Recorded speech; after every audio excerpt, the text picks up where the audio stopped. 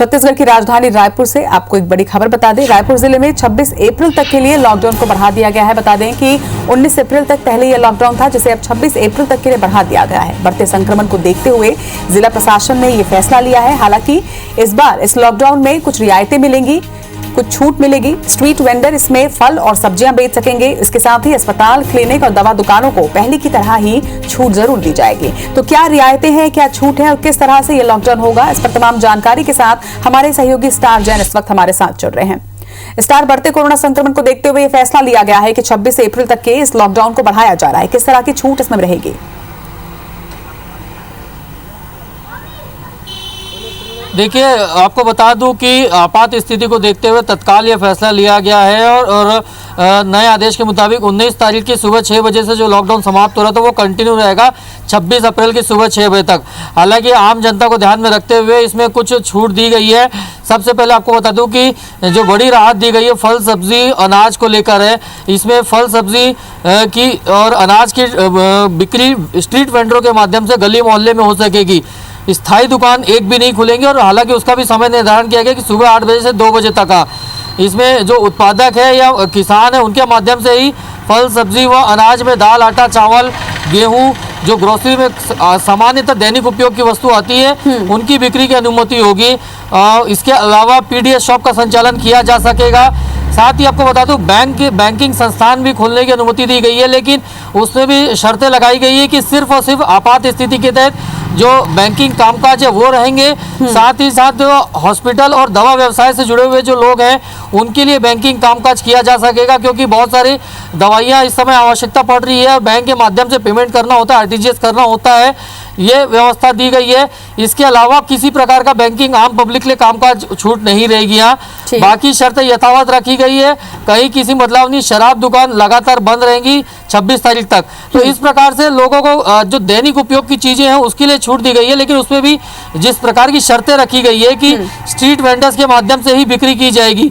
कोई भी स्थायी दुकान चाहे यहाँ पर ये जानना जरूरी होगा कि स्ट्रीट वेंडर्स के माध्यम से फल और सब्जियों की बिक्री होगी, ये तो स्पष्ट है। लेकिन इसके साथ जिस तरह से आप कह रहे हैं कि राशन की दुकानों का जो राशन के सामान है उनका भी स्ट्रीट वेंडर्स वितरण करेंगे, ये किस तरीके से, इस पर पूरी स्पष्ट जानकारी दीजिएगा। देखिए, ऑर्डर में अभी फिलहाल यही है, लेकिन अभी इसमें बहुत सारी चीजें डाउट है कि किस तरीके को। एक तरफ ऑर्डर में लिखा गया है कि थोक मंडियां या दुकानें बंद रहेंगी। अब सवाल होता है कि ऐसे में जब सब्जियां चाहिए तो वो किससे आएंगी? बहुत सारी सब्जियां बाहर से आती, उत्पादक डायरेक्ट आता नहीं, कमीशन एजेंट के माध्यम से सप्लाई होती है पूरे छत्तीसगढ़ के लिए या रायपुर के लिए। जो उत्पादक स्टार, मेरा सवाल राशन की चीजों पर है, क्योंकि सब्जी और फल तो मोहल्लों में, गलियों में ठेले होंगे, उनसे हम खरीद सकते हैं, हमें बाहर नहीं निकलना, ये तो स्पष्ट जानकारी है। लेकिन कल तक की जानकारी के अनुसार पीडीएस की दुकानें खुली रहेंगी, राशन कार्ड धारक वहां से जाकर ले सकेंगे, लेकिन बाकी की जो जनता है उनके लिए राशन की सुविधा किस तरह से उपलब्ध कराएगी प्रशासन? इस पर क्या स्पष्ट जानकारी अब तक मिली है?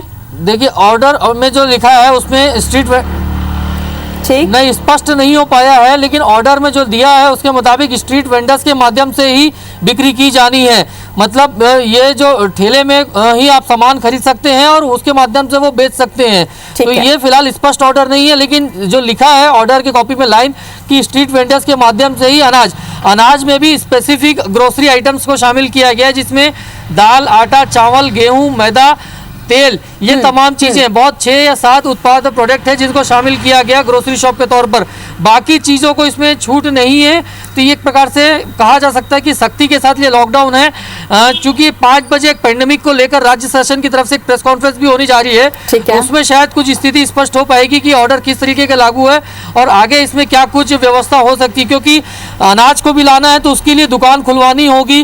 तो ऐसे में अस्थायी दुकान जो दुकानें हैं, स्थायी दुकानें, उनको खोलने के ऑर्डर में अभी छूट नहीं है। तो क्या उनको खोला जाएगा या फिर अनाज राशन दुकान से ही माध्यम से दिया जाएगा? तो ये स्थिति अभी थोड़ा क्लियर होना बाकी है इस पर। यानी माना जा सकता है कि 5 बजे जो बैठक होगी उसके बाद जो प्रेस कॉन्फ्रेंस होगी उसमें स्पष्ट जानकारी निकलकर सामने आएगी। तमाम जानकारी के लिए आपका बहुत बहुत शुक्रिया स्टार। तो IBC 24 के दर्शकों को ये हम साफ कर दें कि फिलहाल के लिए ये सूचना है कि 26 अप्रैल तक के लिए लॉकडाउन को बढ़ाया गया है। स्पष्ट जानकारी इसमें फिलहाल राशन की जो सामग्री है उसके लिए 5 बजे की प्रेस कॉन्फ्रेंस के बाद आपको क्लियर जानकारी जो होगी वो IBC 24 के माध्यम से ही देंगे। इसके साथ ही IBC आईबीसी 24 जनता से ये अपील भी करता है कि आईबीसी 24 के लोगों के साथ बहुत सारी जानकारियां आपको व्हाट्सएप पर मिल रही है, उस पर आप विश्वास नहीं कीजिए। आप चैनल देखिए, चैनल में अगर वो जानकारी आपको मिल रही है तो उसकी सत्यता पर आप विश्वास कीजिए।